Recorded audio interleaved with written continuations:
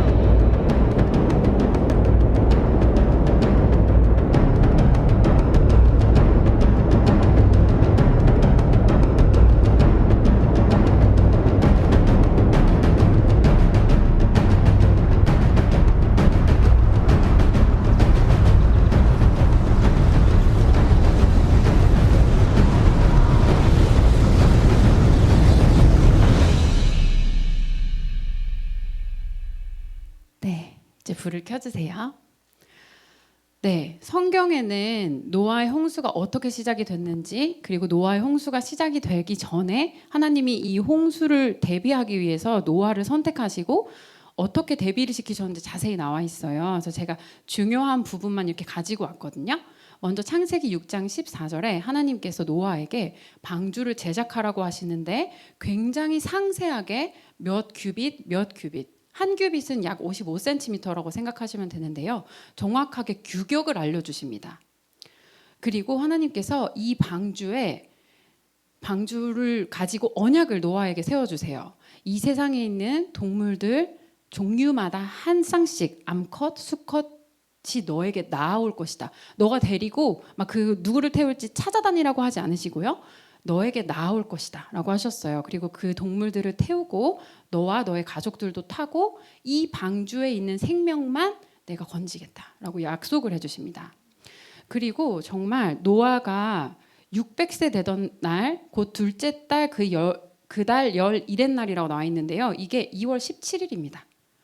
노아가 600세 되던 해의 2월 17일에 홍수 심판이 벌어집니다.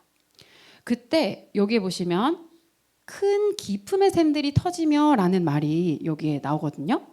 이것은 지금 현재 우리가 관찰할 수 있는 자연 현상 중에는 해저 화산이 폭발했거나 해저 지진이 일어났거나 땅에서 지진이 일어난 것을 의미합니다. 그리고 하늘의 창문이 열려서 40주야를 비가 내렸다고 하는데요. 우리 그 비가 억수같이 쏟아지는 날에는 하늘에 구멍이 뚫렸나? 라는 표현을 하잖아요. 그 표현이라고 보시면 되지만 뒤로 가시면 이 표현이 조금 더 다른 의미를 가지고 있다는 걸 아시게 될 거예요. 그리고 홍수가 땅에 많아져서 40일 동안 계속됐고 물이 많아져서 방주가 떠오르기 시작합니다. 물이 더 많아져서 땅에 넘쳤고요. 방주는 계속 물 위를 떠다녔어요. 그리고 어느 지경이었냐면 천하의 높은 산들이 다 물에 잠기는 지경까지 이릅니다. 그렇게 되면 사람들은 동물들은 산 꼭대기로 도망갔다가 더 이상 거기서도 버틸 수 없이 저렇게 물에 떠 있었겠죠. 그러다 곧 죽음을 맞이했을 겁니다.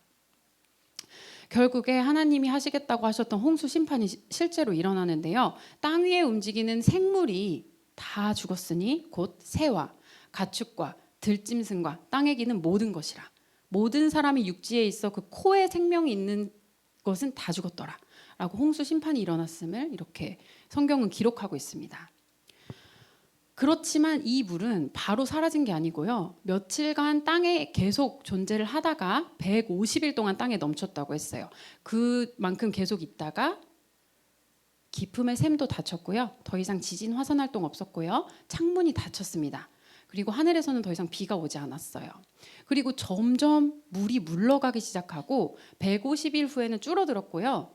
일곱째 달 그달 열일의 날에 방주가 아라랏 산에 머물게 됩니다. 이제 물이 점점 줄어들어서 산들의 봉우리도 이제 눈으로 확인할 수 있었고요. 노아는 이제 내가 내려갈 수 있나를 확인하기 위해서 비둘기도 날리고 까마귀도 날렸어요. 그런데 비둘기가 처음에는 나뭇 잎사귀를 물어와서 아, 나무가 보이는 정도구나 했는데 그 다음에 또 한 번 더 보냈을 때 더 이상 돌아오지 않았어요. 그 말은 비둘기가 자리를 잡고 살구나. 그래서 노아는 아, 이제 땅이 거의 다 말랐겠군 하고 생각을 했을 거예요. 그리고 홍수가 끝나고 하나님께서 노아와 모든 생물을 밖으로 나오게 하십니다. 그리고는 노아는 제사를 드려요. 그때 하나님께서는 무지개 언약을 새로 주십니다. 이 무지개 언약은요, 내가 다시는 땅을 물로 심판하지 않겠다는 그 언약이었어요. 이 성경에 있는 이 이야기를 저희 창조과학회에서 이렇게 보통 그래프로 표현을 하는데요. 세로줄 Y축은 물의 높이를 나타내고요. X축 가로줄은 시간을 나타냅니다. 그래서 노아가 600세 되던 날 2월 17일에 홍수가 시작했을 때부터 물의 높이가 어떻게 되는지 그래프로 나타낸 거예요. 그리고 아라랏산에 정박했던 것을 기준으로 그 앞쪽은 홍수 전기라고 부르고 그 뒤쪽은 홍수 후기라고 부릅니다. 왜냐하면 홍수 전기와 홍수 후기의 특징이 다르기 때문에 그래요. 그럼 먼저 홍수 전기를 살펴보겠습니다. 홍수 전기를 대표하는 말씀은 그날에 큰 기품의 샘들이 터지며 제가 읽어드릴게요. 기품의 샘들이 터지며 하늘의 창문이 열려 40주야를 비가 땅에 쏟아졌더라 라고 기록하고 계셔요. 이때 우리가 두 가지 특징을 봐야 되는데 첫 번째는 기품의 샘이 터졌다. 아까 제가 기품의 샘이 터졌다는 건 지금 우리가 관찰할 수 있는 자연현상으로 뭐가 있다고 말씀을 드렸었죠? 네, 해저 지진, 해저 화산의 폭발, 지하수의 분출, 지진이 일어나면은 또 쓰나미도 같이 오니까 그런 일들을 말합니다. 그리고 하늘의 창이 열렸다는 거는 폭우와 뇌우가 쏟아졌다는 거예요. 결국 이거는 뭘 의미하냐면 지구를 덮는 엄청난 양의 물이 있었을 거라는 거죠.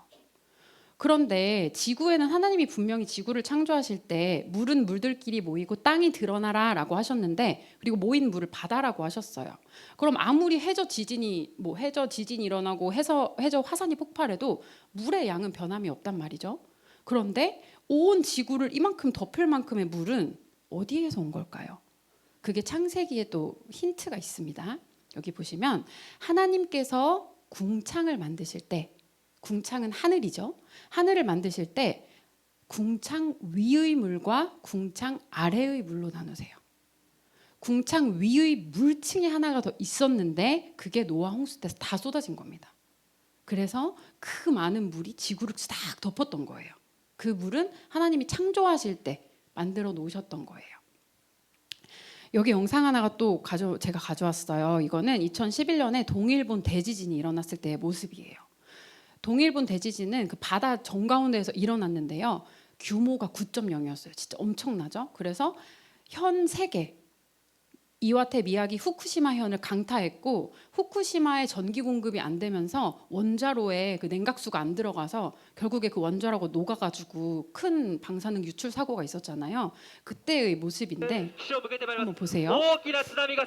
이 기자가 계속 긴장을 해서 막 더듬어요. 大きな津波が2波3波に確認してできますでしょうか。大きな津波が何波にも分けて迫っております。白波を立てて、 지금 저희가 여기서 이렇게 멀리 보기 때문에砂浜へ向けて 잘 押し 안 寄せているのが確 보이시잖아요. 認でき 곧 ます。 이제 엄청난 위력을 눈으로 확인하실 수 있습니다. 네. 다행히 이제 사람들은 다 대피한 상태였어요. 46만 명의 인구가 대피를 한 상태였고요. 거의 땅이 녹는 수준으로 그냥 다 밀고 들어옵니다. 바다 한 가운데서 지진 하나 일어났을 뿐인데 그 주변에 있는 땅들이 다 초토화가 돼 버렸어요. 네, 이렇게 끔찍한 일이 2011년에 실제로 있었죠. 그런데 한 개의 지진만 일어나도 이런 식으로 변해버리는데 이런 게 전 지구적으로 여러 곳에서 일어났다고 생각하면 노아의 홍수 때는 땅이 진짜 제대로 심판을 받았고 거기에 땅에 살고 있던 생명체들도 진짜 엄청난 일을 겪은 거라는 걸 우리가 알 수 있습니다. 이렇게 그 땅이 흙탕물이 되고 막 모든 걸 무너뜨리는 이런 현상을 지질학적 용어로 저탁류라고 그래요. 아래쪽을 흐르는 탁한 흐름이라는 뜻인데요.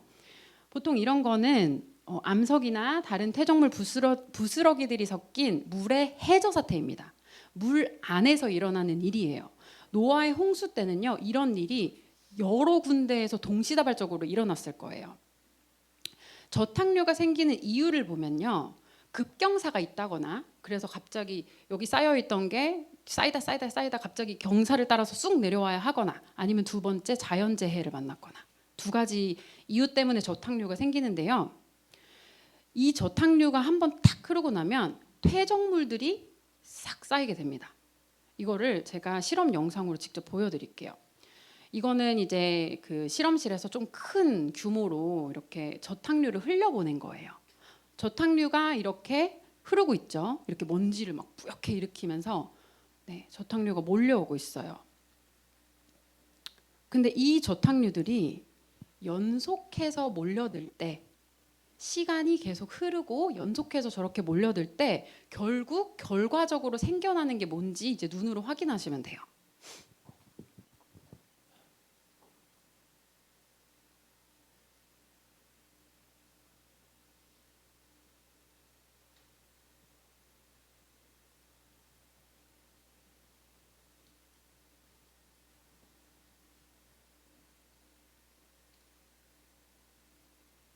시간이 흐르고 저탁류가 계속 흐르고 하다 보니까 결국에 생기는 건요, 퇴적층입니다. 층층이 쌓인 퇴적층이에요. 우리가 과학 교과서를 통해서 배운 바로는 퇴적층이 쌓이려면 아주 오랜 시간이 필요하다고 배웠는데요. 사실 실제적으로는 전혀 그렇지 않아요. 정말로. 그리고 이건 조금 더 큰 규모로 이제 그 실험을 한 영상인데요. 이 영상에서도 똑같은 결과를 확인하실 수가 있으세요. 보이시죠? 층층층층. 아까 전에는 한 번씩 이렇게 흘려보냈지만 지금 여기서 이렇게 딱 저탁류를 만들었죠? 흙탕물을 탁 만들어서 이제 어떻게 되나 한번 보시면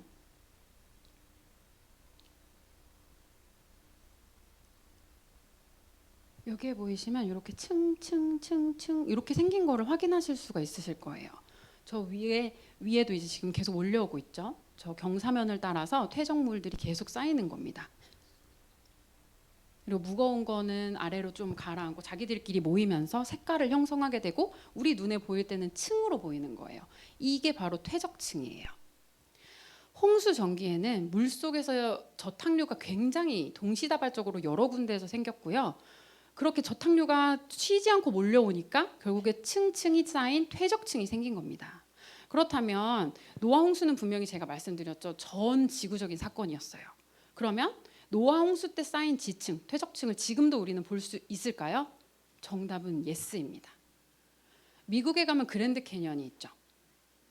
시루떡처럼 땅들이 이렇게 툭툭툭툭 쌓여 있어요. 이거를 이렇게 너무 넓고 크니까 이렇게 그림으로 그려놓은 건데요. 여기 보시면 색깔별로 이렇게 구별을 해놨는데 층층층층 쌓인 거 보이시죠?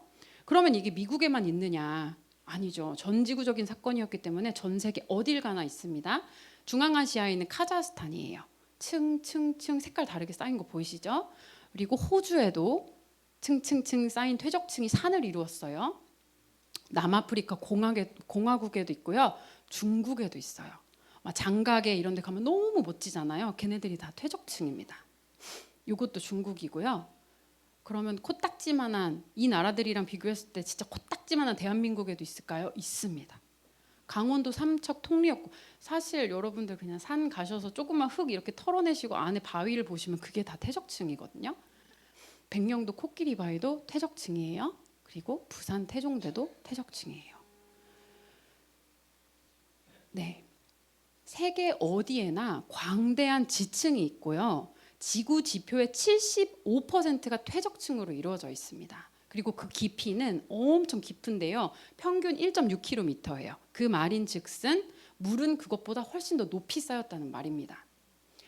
퇴적층의 넓이는 너무 광대하고 수평으로 쌓여 있어요. 아까 저희 실험을 통해서 수평으로 쌓이려면 물 속에서 이렇게 계속 몰려와야 되는 걸 확인하셨죠.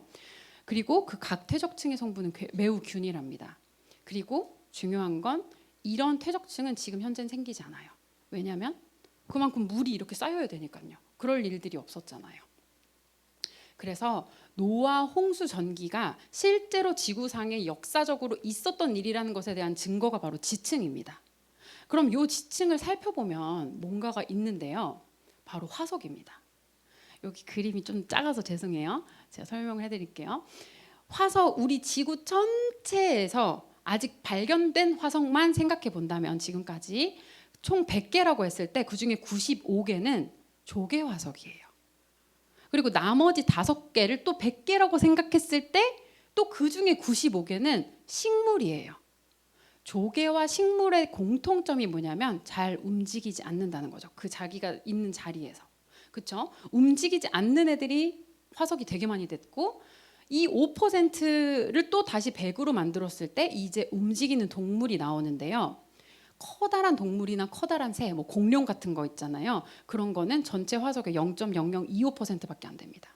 근데 우리가 꽤 그 공룡 화석을 많이 보고 접하잖아요. 어디 뭐 자연사 박물관 같은 데만 가도 화석이 막 있고 이러니까 그럼 그 개수를 생각해 봤을 때 조개 화석은 도대체 얼마나 많은 거야? 라고 말했을 때 인구보다 많을 수도 있는 거예요. 전 세계 인구보다. 그런데 이 화석들을 살펴보면요. 이상한 점을 발견할 수 있습니다. 자, 이 화석은요. 물고기 화석인데요. 안에 또 물고기가 또 들어있는 거 보이시나요? 빨간색 점에 동그라미에. 이 물고기는 새끼일까요? 아니면 먹은 걸까요? 되게 똑똑하세요. 왜냐하면 물고기는 알을 낳잖아요. 그래서 요건 지금 먹은 거예요. 근데 먹었는데 소화가 안 됐어요.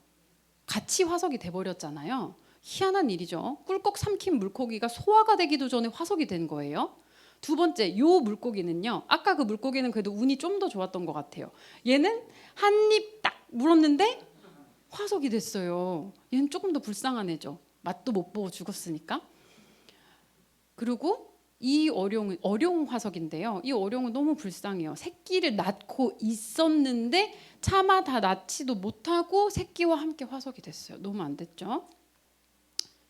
그리고 이건 조개 화석인데요. 여기는 이제 베테랑 주부님들이 너무 많으실 거기 때문에 경쟁이 치열할 거라고 예상이 되는데 제가 어린이들한테 요거를 질문을 못 해요. 왜냐면 애들은 모르니까. 자, 요 조개들 지금 입을 다물고 있나요? 벌리고 있나요? 네, 다물고 있어요. 그러면 요 녀석들이 지금 살아있는 걸까요? 죽은 걸까요? 다 살아있어요. 그러면 이 조개들은 언제 화석이 된 거죠? 죽어서 화석이 됐나요? 살아있을 때 화석이 됐나요? 네, 역시 주부님들. 살아있을 때 화석이 돼버린 거예요. 요거는 해파리 화석입니다. 해파리는 여러분 아시기에 뼈가 있습니까? 없습니다. 화석이 됐어요. 아주 오랜 시간에 걸쳐서 화석이 되는 거라면 요런 화석은 존재할 수조차 없는데 요거는 과학자들이 이거 해파리 화석이야. 다들 뭐 토를 달지 않습니다. 해파리 화석이 맞으니까요. 자, 그렇다면 우리가 초등학교 때 배웠던 뭐 중학교 고등학교 때 배웠던 화석의 형성 과정에 뭔가 문제가 있는 거예요. 우리가 화석이 형성되는 과정을 이렇게 배웁니다. 첫 번째, 생물이 죽어서 바닥에 가라앉는다. 꼭 그리고 물이 필요해요. 물 속에 있는 생물이 아니면은 뭐 공룡이 죽었는데 조금의 물이 뭐 다 있어서 뭐 이런 식으로 물이 꼭 필요해요. 두 번째, 죽은 생물 위에 오랜 시간에 걸쳐서 퇴적층이 쌓인다. 저희 아들한테 요거 설명했을 때 걔가 분개했어요. 초등학교 5학년인데 엄마 이거는 초등학생도 이게 틀린 걸 알겠어요. 막 이러면서 아니 엄마 바다에는 해류가 계속 있는데 어떻게 생물이 죽어서 가라앉는다고 그 자리에 계속 있고 오랜 시간 동안 땅에 이게 쌓여요? 막 이러는 거예요. 그래서 알았어 이렇게 했는데 자 여러분께 질문을 드릴게요. 죽은 생물이 물속에 가라앉나요? 뜹니다. 가라앉는 경우는 그렇게 많지 않아요. 다 떠요. 그리고 뜬 다음엔 어떻게 되죠? 이렇게 뭐 친구 물고기가 와서 이제 이성이 없는 분들이니 다 잡아먹고 미생물들이 다 뜯어가고 뼈도 찾을 수가 없게 됩니다. 죽은 생물은 물에 가라앉지 않아요. 대부분은. 그리고 두 번째, 퇴적층이 오랜 시간에 걸쳐서 죽은 생물 위에 쌓이면 화석이 됩니까? 이것도 답은 아니다예요. 왜냐하면 퇴적층은 천천히 만약에 쌓인다면 온도랑 압력이 천천히 변합니다. 그러면 그 천천히 쌓이는 그동안 미생물이 자라날 수가 있어요. 그럼 그 미생물이 하는 역할이 뭐냐면요. 썩게 만듭니다. 네. 다 파먹어서 사라지게 만드는 역할을 해요. 그래서 다시 땅으로 돌려보내는 역할을 미생물들이 해요. 그래서 오랜 시간에 걸쳐서 화석이 만들어진다면 화석은 만들어질 수 없어요. 그럼 뭐냐? 화석이 만들어지려면 딱 두 가지 조건이 필요합니다. 하나는 빠르게 매몰돼야 되고요. 두 번째는 그거에 맞는 압력과 온도가 필요해요. 꽉 눌러줘서 그 어떤 그 미생물도 들어가지 못하고 살아남지 못해야 하고요. 온도도 딱 그 화석이 만들어지기 적당해야 해요. 그런데 저희 창조과학자들은 노아의 홍수는 이 모든 형성 조건을 충족한다라고 보는 거예요. 보세요. 물고기가 다른 애들이보다 다 빨리 달려가지고 아싸 이러고 가다가 갑자기 저탕류를 틱 만나가지고 끽 하고 자기가 죽는지도 모르고 죽었어요. 그리고 계속 연달아서 저탕류가 오니까 압력과 온도가 너무 세서 주변에 있는 뼈들이 주변에 있는 그 광물들과 원소를 교환하면서 화석이 되는 거예요. 이 과정을 충족하는 건 노아의 홍수뿐입니다. 홍수 전기에는 저탕류로 인해 퇴적층이 만들어지면서 동시에 화석도 형성이 됐습니다. 그래서 홍수 전기의 증거가 뭐야 하면은 여러분들은 이제 층층이 쌓인 퇴적층과 거기에 있는 화석이야 라고 대답하시면 100점이신 거예요.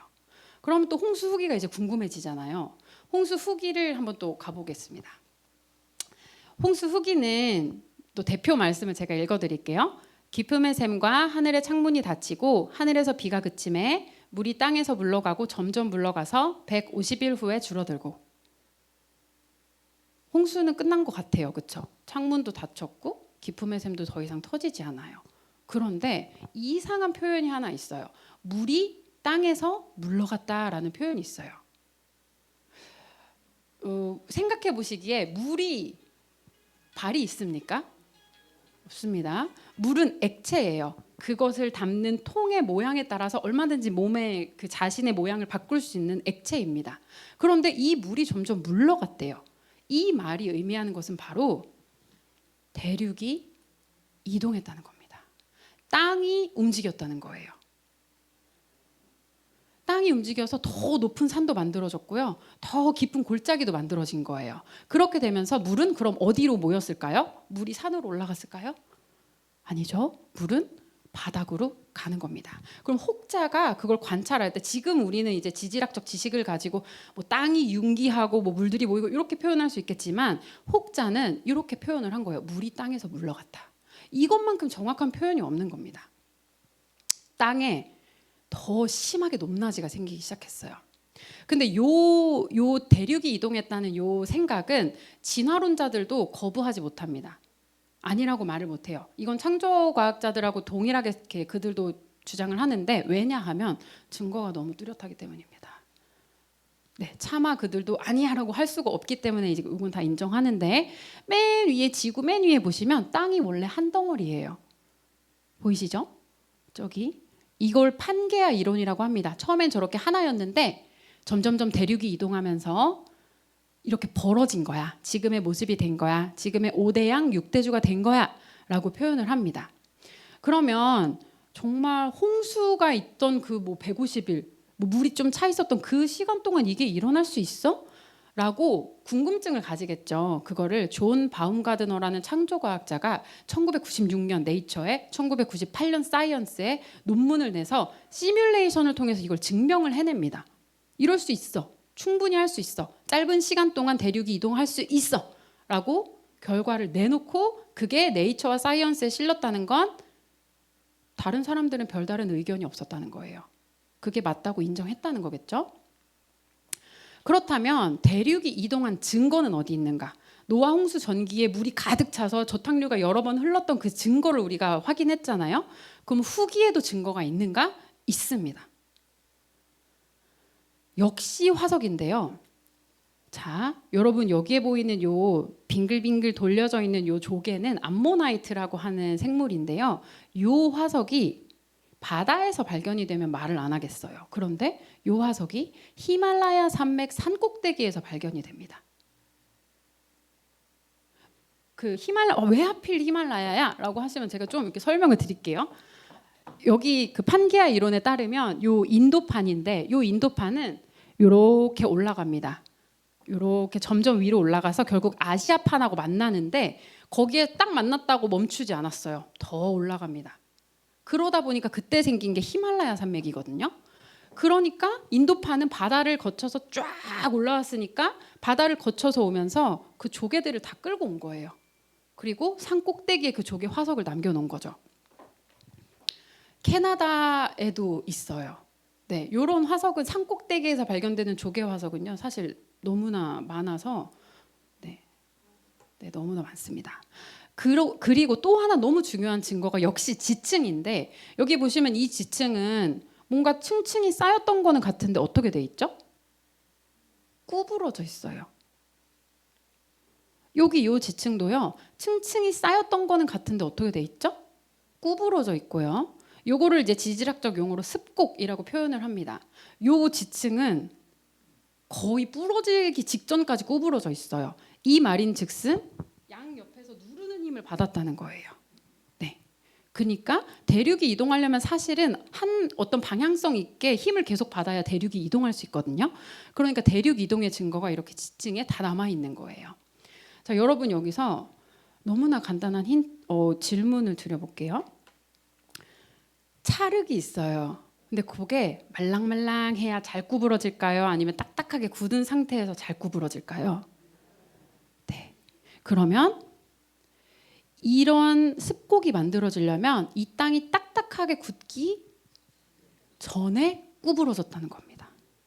이 땅이 전기 때 막 쌓이고요. 후기 때 빠르게 힘을 받으면서 구부러질 땐 구부러지고 위로 올라올 땐 올라오고 아래로 내려갈 땐 내려간 거예요. 그래서 그 어떤 물리학적 실험을 하더라도 우리가 보고 있는 관찰된 습곡들은 그 땅이 굳기 이전에만 형성이 가능하다라고 그 모리스 박사와 스티븐 박사가 이제 말을 했습니다. 그래서 홍수 후기의 증거는 습곡된 지층과 산 꼭대기에서 발견되는 조개 화석을 보면 아, 홍수 후기가 실제로 이 땅에 있었구나라는 걸 확신할 수가 있게 되는 거죠. 그러면 성경에 기록된 노아의 홍수가 그냥 신화 이야기가 아니고 정말 사실이었다는 걸 알려주는 증거는 전기와 후기가 사실은 똑같았어요. 하나는 지층, 두 번째는 화석입니다. 그런데 신기하게요. 이런 증거가 이렇게 다 있는데도 진화론자들은 이걸 가지고 그러니까 동일과정설이 맞지, 그러니까 오랜 시간에 거쳐서 이게 만들어진 거야 라고 주장을 합니다. 왜 그럴까요? 왜? 우리 선생님 왜 그런다고 생각하시나요? 믿지 못해서. 정답이에요. 박수 한번 보내주세요. 네, 정답이에요. 믿지 못해서 그래요. 요 사람이 누구냐면 DNA의 이중 나선 구조를 밝혀냈던 제임스 왓슨이라는 과학자예요. 훗날에는 이렇게 지금 현재는 늙으셨는데 저분이 2005년에 네이처라는 과학 잡지, 아주 유망한 잡지거든요. 거기 한번 논문 내면 인생 펴는 뭐 그런 곳인데 거기에다가 공개적으로 쓴 글에 뭐라고 돼 있냐면 진화론이 널리 받아들여지는 이유는 그것이 논리적으로 일관된 증거에 의해서 사실로 증명됐기 때문이 아니다. 이 사람은 되게 솔직한 사람인 거예요. 오히려 그것의 유일한 대안으로서의 특별 창조는 믿을 수 없기 때문이다 라고 고백해요. 저는 이분의 고백이 진짜 정직하다고 봐요. 어떻게 해서든 이상한 논리를 갖다 붙여서 진화론이 맞다고 하는 사람보다 나는 하나님을 믿을 수 없으니까 진화론을 믿을래 하는 이 사람이 훨씬 정직한 거예요. 저는 이 사람의 이 용기를 되게 높게 평가합니다. 그리고 오늘 저희가 읽었던 그 무시무시한 로마서 말씀에 바로 그 답이 나와 있는데요. 20절에 창세로부터 그의 보이지 않는 그 것들, 그 능력, 이것들이 영원하신 능력과 신성이 그가 만드신 모든 물질들에 다 드러나 있다고 나왔어요. 그리고 그 물질들을 탐구하는 사람들은 그걸 핑계할 수가 없습니다. 그런데 21절에 뭐라고 나와 있냐면 하나님을 알되 하나님을 영화롭게도 하지 아니하고 감사하지도 아니하고 하나님을 아는데 하나님을 사랑하지 않아요. 그러면 거기서 끝이 아니라 그 생각이 허망하여집니다. 미련한 마음이 어두워집니다. 자기가 스스로 지혜 있다고는 하는데 사실은 지혜 있지 않은 거예요. 영원하신 하나님을 모르는 게 무슨 지혜입니까? 이 세상의 처음과 끝을 모르는 게 무슨 지혜입니까? 이런 일에 빠지는 겁니다.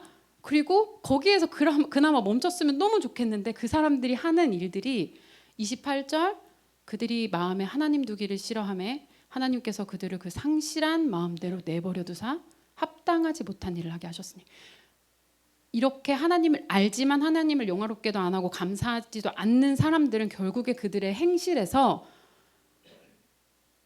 하지 말아야 되는 일들을 한다는 겁니다. 이미 우리가 그걸 알아요.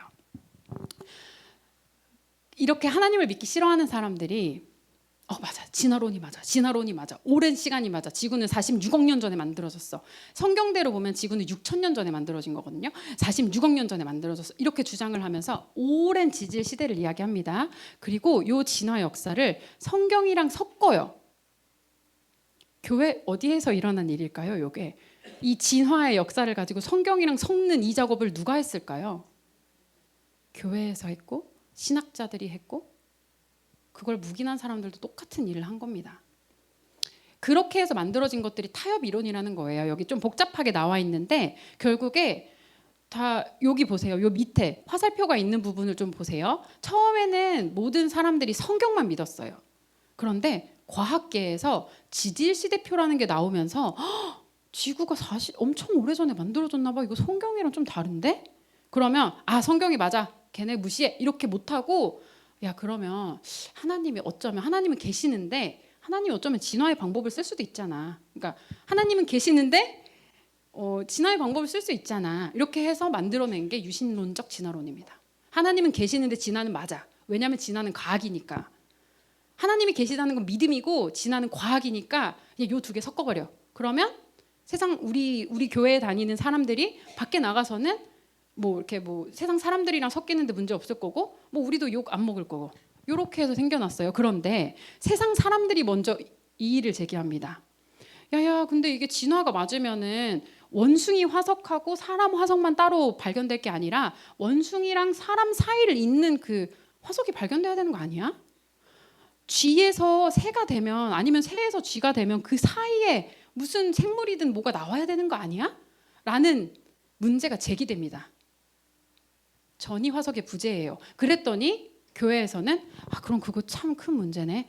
그러면 있잖아. 하나님이 그 단계적으로 창조를 하시는 거야. 그게 지금 우리가 보는 성경은 그냥 그 중에 한 권일 뿐이고 아마 우리가 모르는 게 여러 개가 있었을 건데 그것 중에 계속 창조하고 망하고 요거를 반복하셨을 거야. 라는 게 점진적 창조론, 다중격변론도 그거랑 다르지 않아요. 세상에서 과학이 계속 발전되면 될수록 하나님의 창조가 맞다는 증거가 더 나오니까 오히려 교회에서 앞장서서 그거를 다 가립니다. 이런 일들을 그냥 우리는 타협이론이라고 불러요. 창조과학자들. 요 분의 얼굴을 아시는 분이 있을까요? 잘잘법이라고 유튜브에 설교하시는 목사님인데요. 김학철 목사님이라고 연세대학교에서 신학하신 분이에요. 그 연세대학교는 우리나라에 오신 선교사님이 세운 학교인데 그 학교에서 이런 목사님이 나왔다는 게 제가 통탄을 금할 길이 없는 그 너무 슬픈 일인데요. 창조 이념을 창조론이라고 이분이 하는 말 그럽니다. 잘 들어보세요. 이 창조론은 진화론하고 부딪히지 않아요. 이게 부딪힌다고 생각하는 분들은 제 질문 한번 들어보시면 됩니다. 이제 이 세상을 마하 5로 나가는 어마어마한 속도의 비행기가 발명됐으니 베토벤은 더 이상 필요 없다. 그렇게 들으면 이게 무슨 말이야? 마하 5의 제트기가 발명된 거하고 모차르트, 베토벤의 음악하고 서로 부딪히지 않잖아요. 부딪히지 않아요. 진화론은 과학 이론이에요. 창세기 이야기가 말하는 창조 이념은 매우 매우 아름답고 정말 매력적인 겁니다. 베레시트 바라 이렇게 하잖아요. 태초에 하나님이 천지를 창조하셨다. 그 다음에 나오는 말이 뭐냐면 이 세상이 하나님 창조하기 전에는 혼란과 공허와 어둠과 기품이 이 세상이라는 거예요. 근데 창조라는 건 뭐냐면 그 혼돈에 질서를 부여하고 분간이 되지 않는 어둠에 빛을 부여하고 기쁨과 어둠, 그러니까 이 땅바닥이 없이 그냥 허우적거리고 어떤 것도 없는 곳에 사람이 발 딛고 살 수 있는 아주 굳건한 지지대를, 땅을, 근거를 제공했다는 거거든요. 그러니까 어둠에서 빛으로, 혼돈에서 질서로, 그렇게 하는 것이 하나님이 이 세상을 운영하는 방식이고 이 세상의 창조라고 얘기하고, 그것이 아름답다고 얘기하고, 공허한 데에서 하나님께서 지으시잖아요. 만물을 지으시잖아요. 없음이 아니라 있음이 정말 아름다운 것이고, 하나님이 이 지은 모든 것을 보고 토브라고 그러셨다고 그러잖아요. 야, 아름답다. 그 토브란 말은 아름다움이란 말과 도덕적으로 선하다는 말이 동시에 있는 겁니다. 그러니까 하나님께서 네, 이분의 말을 오래 들으면 무슨 말인지 잘 결국에는 모르겠어. 그리고 결국에 선택을 여러분에게 드립니다. 성경을 선택할지, 진화론은 과학이니까 이거를 선택할지 알아서 하시오, 이렇게 마무리를 하시거든요. 그러면 안 되죠. 이렇게 가르치면 큰일 나죠. 그래서 제가 여기 유튜브 댓글에다가 좀 싸웠습니다. 그랬더니 바로 나오는 댓글이 너 뭐 전공했냐? 근데 정말 제가 전공한 거를 이렇게 축하해 주려고 물어보는 게 아니잖아요. 공격하려고 그런 거죠. 제가 뭐라고 말하면 믿으실 거예요? 근데 아니야. 너 뭐 전공했냐? 어느 대학 나왔냐? 이러시더라고요. 그래서 뭐 가치가 없어서 그냥 더 이상 대답하지 않았지만, 이분이 말하는 거는요, 그 타협 이론 중에 하나입니다. 그런데 이분 하나의 타협 이론만 말하는 게 아니에요. 뒤에 보면 또 다른 타협 이론을 자신은 말합니다. 진화론에 반대한다. 진화론이라는 게 원숭이가 사람이 됐다는 얘기고, 오늘날 원숭이 보면 하나도 사람으로 되는 원숭이가 없지 않냐. 그래서 자기는 진화론을 믿을 수 없다. 이렇게 이제 얘기를 하는 거를 들어본 적이 있습니다. 그 얘기를 들으면은요, 중학교, 고등학교에서 배웠던 모든 사람들이 저건 진화론 잘못 알고 있는 거네, 그렇게 얘기할 겁니다.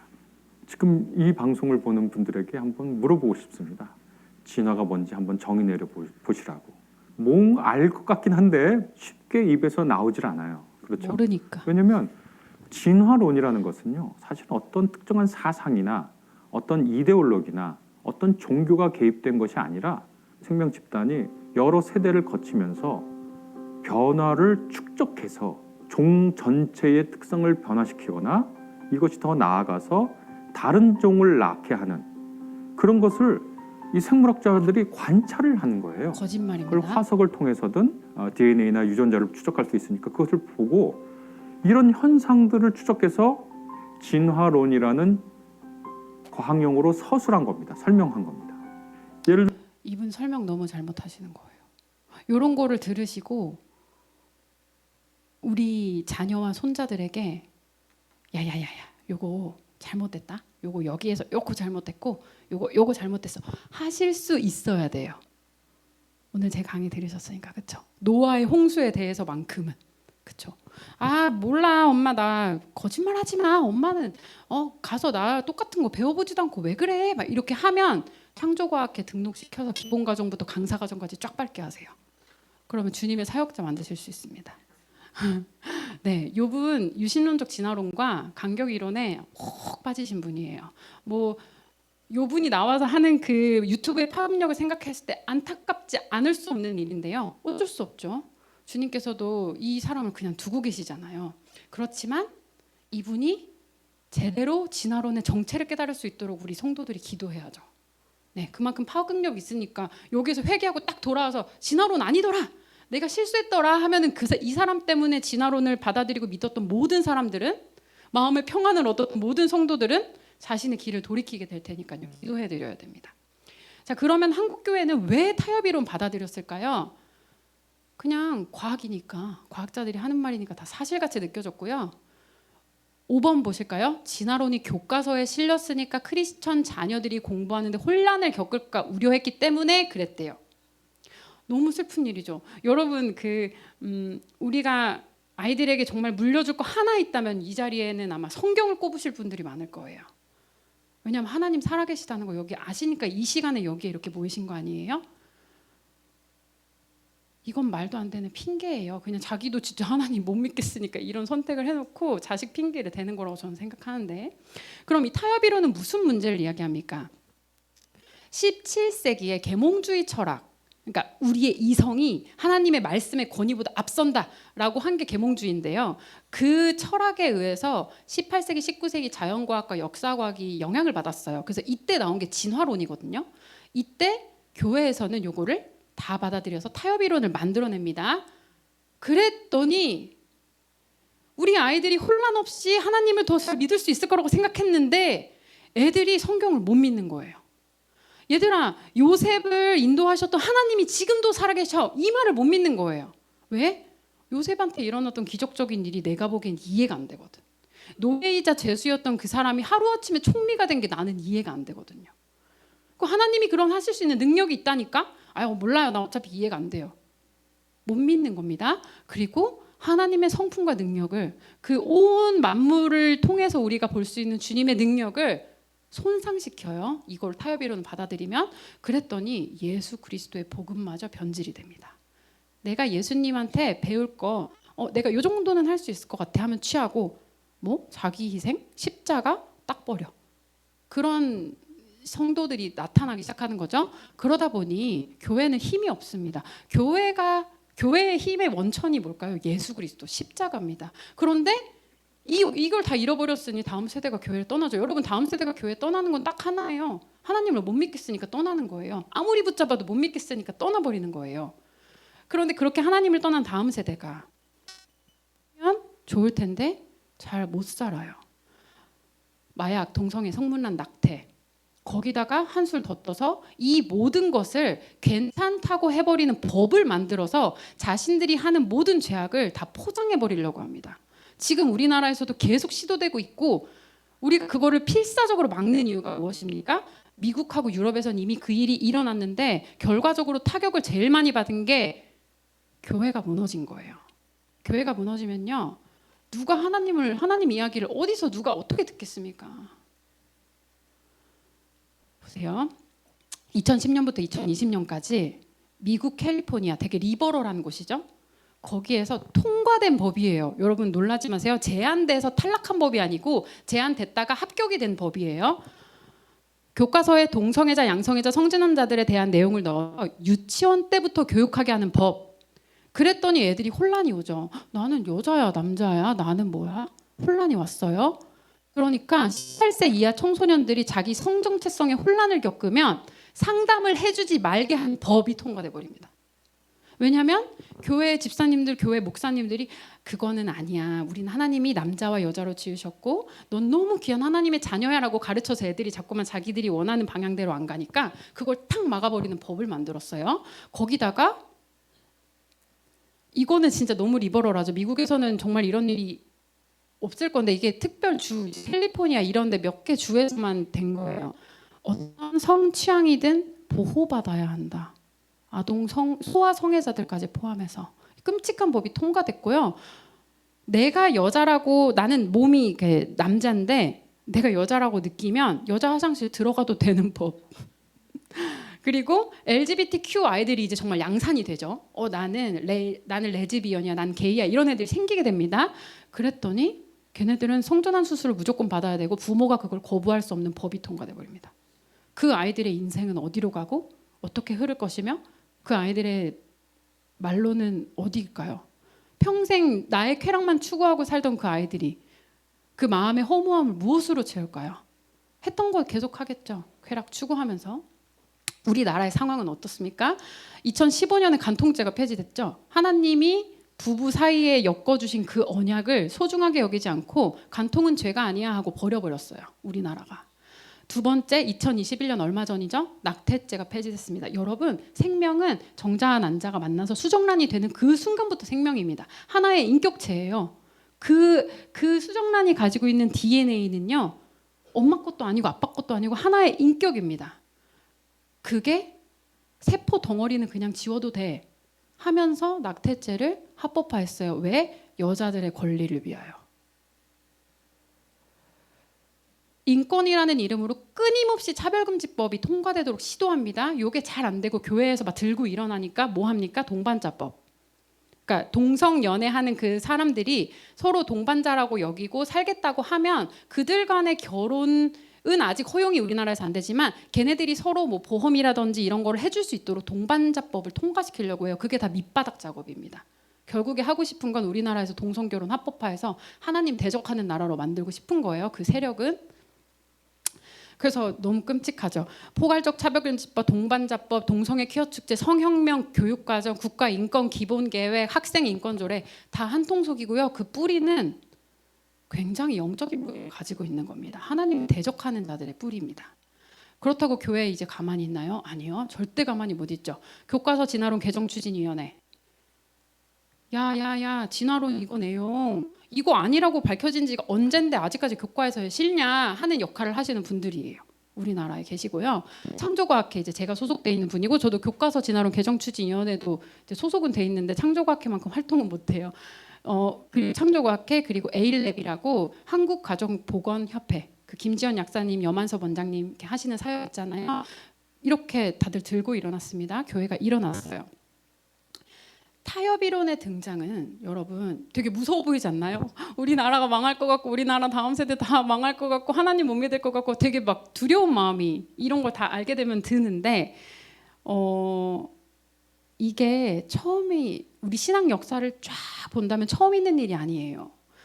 고린도 후서에 보면 바울이 이런 권면을 합니다. 만일 누가 가서 우리가 전파하지 않은 다른 예수 전하거나 다른 영을 어디 가서 너네가 받았거나 다른 복음을 받는데 너네 진짜 잘 받네? 이거 받으라는 말입니까? 하지 말라는 말입니까? 하지 말라는 말이죠. 바울이. 다른 복음은 없나니 다만 어떤 사람들이 너희를 교란하고자 하여 그리스도의 복음을 변하게 함이니라. 너희를 교란하고자 하는 목적을 가지고 하나님의 복음을 변하게 했지 다른 복음은 없어 라고 바울이 못을 박습니다. 저희 아들도 이거 잘 외워요. 그러면 이 시대를 살아가는 우리가 마땅히 걸어야 할 길은 고린도 시대를 살았던 그 옛날 그 신앙의 선배님들하고 삶이 다르지가 않아요. 왜냐하면 우린 이걸 알잖아요. 우리가 주목하는 것은 보이는 것이 아니요 보이지 않는 것이니 하나님 나라를 의미합니다. 보이는 것은 잠깐이요. 우리가 이 세상에서 사는 거 잠깐 사는 거예요. 보이지 않는 것은 영원합니다. 제가 이 말씀 하나 가지고 이 사역을 하는데요. 모든 이론을 파하며 하나님 아는 것을 대적하여 높아진 모든 것을 다 파하고 모든 생각을 사로잡아 그리스도에게 복종케 하니. 아멘. 저는 우리 성도님들께서 아마 막 가슴을 막 이렇게 시원하게 긁어주는 그런 느낌을 받으시는 분이 많으실 거라고 생각해요. 내 자식하고는 말이 안 통해. 신앙 이야기 하려고 하면 다 튕겨나가는 게 느껴지시죠? 하나님을 못 믿고 있기 때문이에요. 그 아이의 마음속에 뭐가 있는지 보셔야 돼요. 왜냐하면 학교에서 진화론 교육을 받습니다. 초등학교 4학년 우리 아들이 아파서 학교에 못 갔을 때 선생님이 교과서를 이제 찍어주시면서 집에서 요거 해주세요 보냈는데 그 내용을 이제 기절할 뻔했어요. 과학책이 아니고 국어책이었는데요. 그 국어책에 있는 그 문장의 내용이 우리는 동물과 다르지 않아요. 이 지구는 46억 년 전에 만들어졌어요. 과학책이 아닌데요. 이미 진화론은 우리 사회 근간의 뿌리를 흔들고 있습니다. 그게 국어책에 사람들의 생각 속에 녹아 있는 거예요. 그러니까 하나님을 못 믿죠. 성경을 못 믿습니다. 우리 손자들 막 걱정되지 않으세요? 학교 그냥 보내도 되나? 맞아요. 교과서를 직접 보시고 야야야 이거 너무 잘못됐는데 엄마들이 움직이셔야 되고 할머니들이 학교 찾아가셔야 되고 이런 거를 가르칩니까? 이래서 우리 애들 뭐 만들 겁니까? 하셔야 됩니다. 그거 못 하시겠는 분은 우리한테 가장 능력이 있으신 전쟁을 담당하시는 그 시인을 우리는 모시고 있잖아요.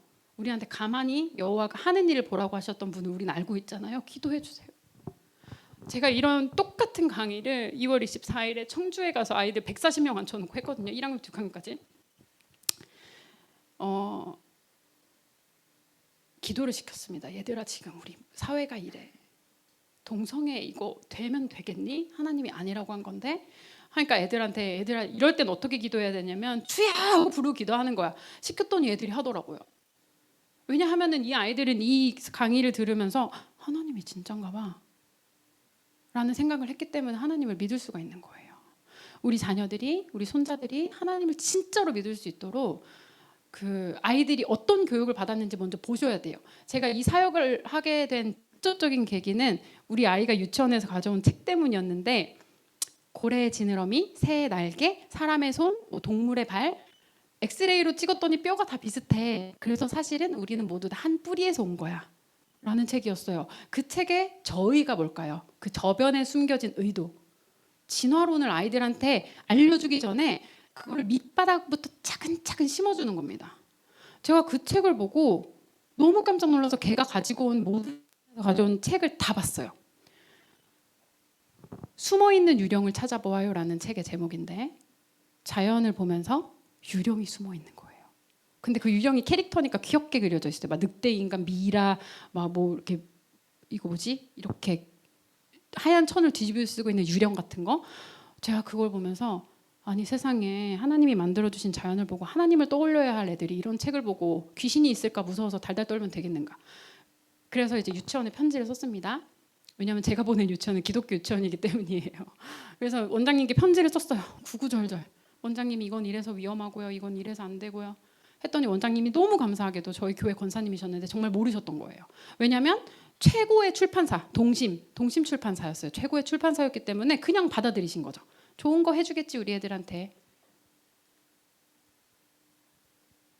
그래서 우리 원장님이 너무 감사하게도 저한테 오히려 너무 감사하다고 하시면서 출판사를 싹 바꾸셨어요. 그 일을 엄마들이, 아빠들이, 할머니들이, 할아버지들이 해주지 않으면 우리 다음 세대 희망이 없습니다. 하나님을 믿지 못합니다. 그래서 그리고 그 하나만 더 말씀드리고 마무리할게요. 그날 캠프를 마치고 이제 집에 가는데 그 교회 담당 사역자 전도사님께서 저한테 이제 카톡 캡처 화면 하나를 보내주셨어요. 하나님에 대해서, 교회에 대해서 부정적이었던 아이가 집에 돌아가는 1시간 내내 노아 홍수 이야기만 했습니다. 엄마가 너무 감사하다고 이제 전도사님한테 커피 쏜 거예요. 그거를 캡처해서 보내주셨어요.